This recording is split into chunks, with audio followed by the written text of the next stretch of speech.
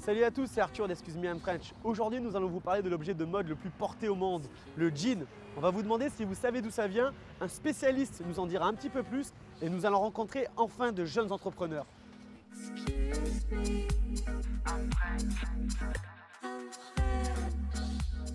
Bonjour madame, je vois que vous portiez du jean. Je veux savoir si vous saviez d'où ça vient. Les États-Unis.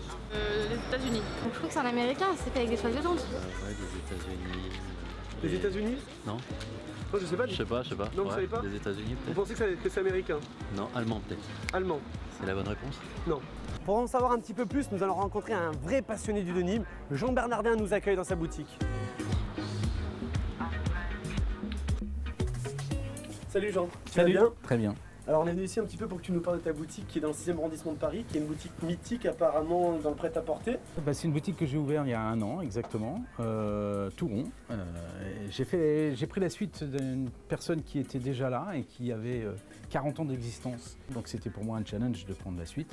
Surtout que je ne suis pas du métier, j'étais photographe pendant toute ma carrière en tant que photographe, reporter un peu partout dans le monde, mais passionné par la mode. Ce qui compte pour moi, c'est l'authenticité, c'est-à-dire de savoir qui le fait, comment il le fait et d'où ça vient. Donc bien souvent, je donne un peu sa chance à des jeunes aussi.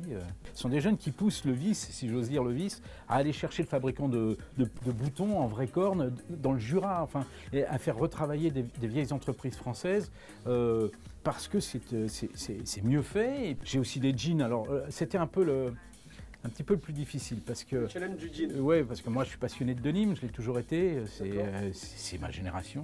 Puisque denim, Comme le nom l'indique, voilà, vient de Nîmes. ça a été dur pour toi de trouver quelqu'un qui fait du jean de Nîmes? Oui, complètement. C'est aussi une opportunité parce qu'un jeune qui ne fait pas que ce jean-là, savait que je cherchais à proposer un jean, une marque. Et comme pour tout le reste, je voulais la sourcer, trouver quelque chose d'original et d'authentique. Je ne pensais pas pouvoir trouver français, pour le coup. Et quand il m'a parlé d'atelier de Nîmes, le ADN fait à Nîmes, j'ai dit mais voilà, j'ai pas besoin de chercher plus loin. La coupe est sympa, ils font tout à la main, enfin c'est... Tout est fait en Le France. cahier des charges, oui. Le cahier des charges est totalement rempli par rapport à ce que moi je recherche. Jean, merci beaucoup pour toutes ces informations. Je t'en prie, avec plaisir. Maintenant qu'on en sait un peu plus, direction la ville du jean. Nous voilà à Nîmes, on va rencontrer aujourd'hui Guillaume qui a eu le projet un peu farfelu de relancer le denim de Nîmes. Salut Guillaume. Salut Arthur. Ça va? Et toi? Ça va. Qu'est-ce que tu es en train de faire là? Je vois que tu es en train de bosser. Bah écoute, j'étais en train de couper le patron des pantalons. En train de dessiner dessus. Qu'est-ce qui différencie un petit peu du jean en général par rapport à tes concurrents?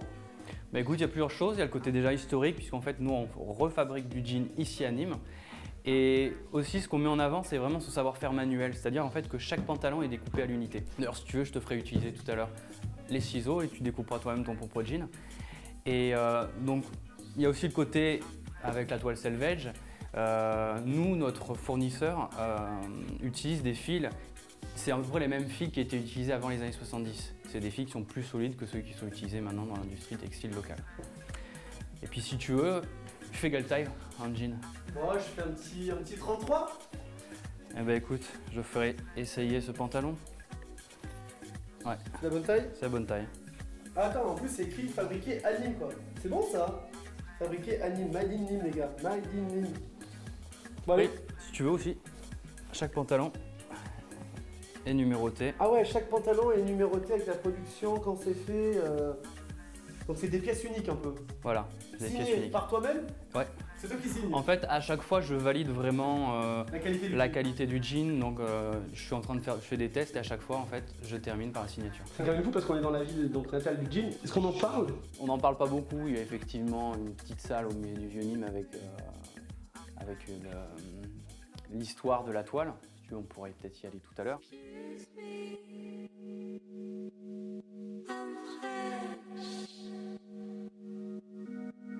Alors l'histoire, elle est importante puisqu'en fait, la toile de jean de Nîmes a été créée aux alentours du XVIIe siècle. Elle était fabriquée à la base pour faire des vêtements pour les paysans cévenols et pour les bergers. Et donc il fallait une toile un peu costaud. À l'époque, elle était faite en laine et en soie. Ensuite, cette toile donc, a servi ici à Nîmes. Donc dans la région, elle est partie un petit peu à l'étranger en fonction des relais commerciaux. Et un jour, Lévi-Strauss aux États-Unis, Le fondateur de la marque Levi's. le fondateur de la marque Levi's, avait une rupture de stock de sa toile, qui était une toile en fait qui ressemblait à des bâches de chariot. C'est pour ça qu'on pense souvent que les premiers jeans ont été faits en toile de bâche de chariot. Et donc il avait une rupture de stock et il a trouvé un stock, bon la légende dit que c'est le stock 501, qui venait de Nîmes, et donc c'était la toile de Nîmes. Et donc Levi's a utilisé par la suite cette fameuse toile de Nîmes. Ça y est, le jean n'a plus aucun secret pour vous, du coup on vous laisse le savoir-faire mais surtout le faire savoir. Salut!